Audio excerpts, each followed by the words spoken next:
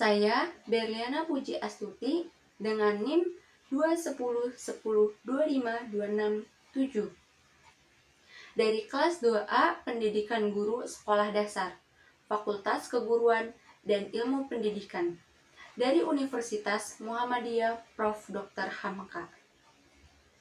Di sini saya akan menjelaskan video pembelajaran tentang materi kesebangunan untuk memenuhi tugas geometri dan pengukuran oleh dosen pengampu Ibu Kowiyah SPD.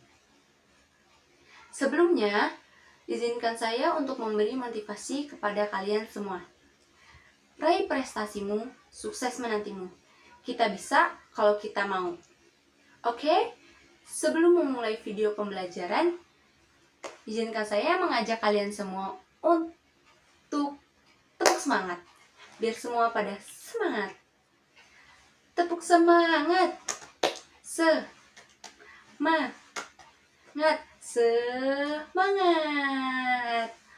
Oke.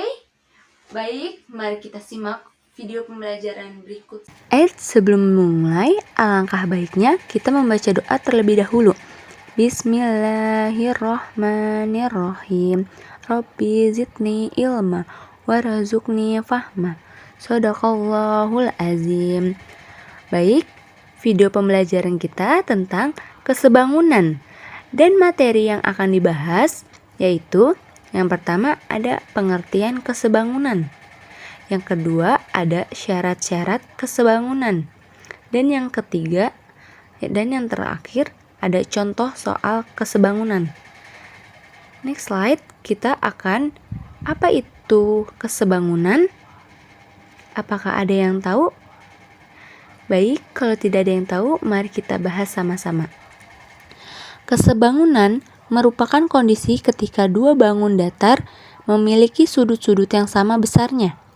Selain sudut, panjang sisi sudutnya juga bersesuaian dengan perbandingan yang sama. Nah, itu artinya kesebangunan adalah kondisi ketika dua buah bangun sudut dan panjang sisi yang sama. Dalam penulisan, kesebangunan umumnya bisa dilambangkan dengan simbol notasi R. Kalau kalian menemukan tulisan seperti segitiga ABC sampai dengan segitiga XYZ di antara dua bangun geometri, maka bangun tersebut bisa dikatakan sebangun. Kalau kita bicara dalam konteks bangun datar, selain perbandingan panjang yang sama, agar kita disebut sebangun, dua bangun datar harus memiliki syarat. Yang pertama ada sudut-sudut yang bersesuaian sama besar. Dan yang kedua ada sisi-sisi yang bersesuaian memiliki perbandingan yang sama atau senilai. Oke, kita langsung masuk ke contoh soal pertama. Diketahui segitiga ABC sebangun dengan segitiga DEF. Yang ditanya EF. Perhatikan cara penyesuaiannya. Ingat, adapun cara untuk menentukan panjang EF, kita harus cari pembandingnya, yaitu dengan sisi yang bersesuaian. Mana sisi yang bersesuaian? Kalau EF berarti sisi yang bersesuaian dengan BC. Berarti di sisi EF sama dengan BC sama dengan, perhatikan, cari lagi sisi yang sama yang bersesuaian yang sama sisinya atau panjang sisinya diketahui. Perhatikan, yaitu DE per AB. EF yang kita cari panjang BC sudah ada 15 cm. DF juga sudah diketahui 6 dan AB panjang 12. Nah, sampai di sini tinggal kita kalikan silang. EF sama dengan 13 kali 6. Habis itu dibagi 12 sama dengan 16 kali 6. Hasilnya 90. Lalu dibagi 12. Dan hasil bagi 90 per 12 itu hasilnya adalah 7,6 dengan satuan cm. Jadi segitiga ABC sebangun, segitiga yang ditanya EF itu adalah 7,5. Oke, kita lanjut ke soal yang kedua. Dari gambar ini diminta panjang EF. Nah, bagaimana cara penyelesaian soal seperti ini? Baik, langkah pertama yang akan kita lakukan, buatlah garis bantu. Mana dia garis bantu? Perhatikan. Nah, ini dia garis bantunya yang sejajar dengan garis BC. Ini dia garisnya. Lalu kita kasih titik, misalnya P. Lalu di sini misalnya Q. Nah, selanjutnya otomatis panjang DC. Panjang PF, panjang QB itu dia sama panjang. Berarti di sini 16. Di sini juga 16. Maka untuk mencari panjang EF, kita cukup tinggal cari panjang EB.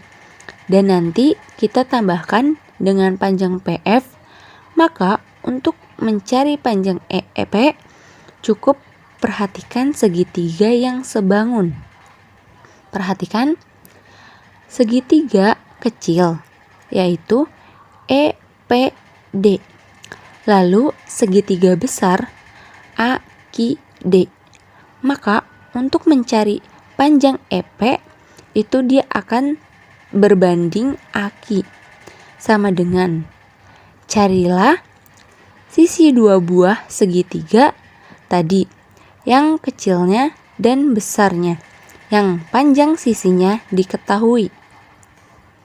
Kalau panjang sisi segitiga kecilnya diketahui, perhatikan ED.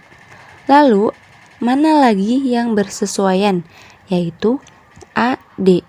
Nah, sekarang tinggal kita masukkan angkanya.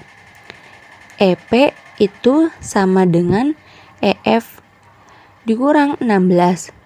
Itu panjang EP. Lalu AQ, perhatikan AQ. Panjang AQ itu diperoleh dari, kalau panjang keseluruhan AB itu kan 20, sedangkan QB 16.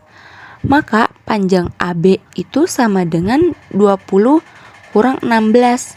Hasilnya 4 sama dengan FD. Perhatikan EP. ED di sini panjangnya 2. Lalu AD itu diperoleh dari 6 tambah 2. Kita peroleh hasilnya 8. Sampai di sini cukup kita kali silang saja.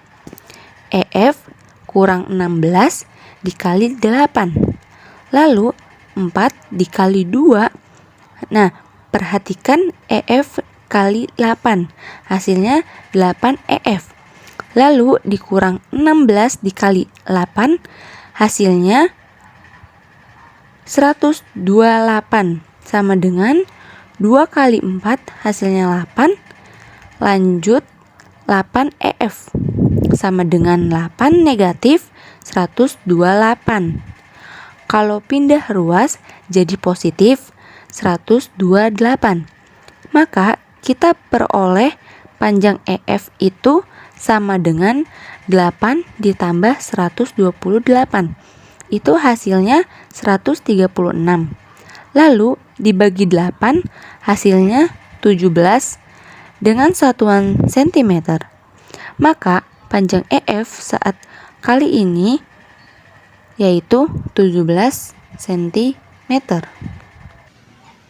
Terima kasih semua sudah menyimak video ini sama-sama. Mohon maaf bila ada kekurangan, karena kesempurnaan hanya Allah. Saya izin pamit undur diri. Wabillahi taufiq wal hidayah. Wassalamualaikum warahmatullahi wabarakatuh.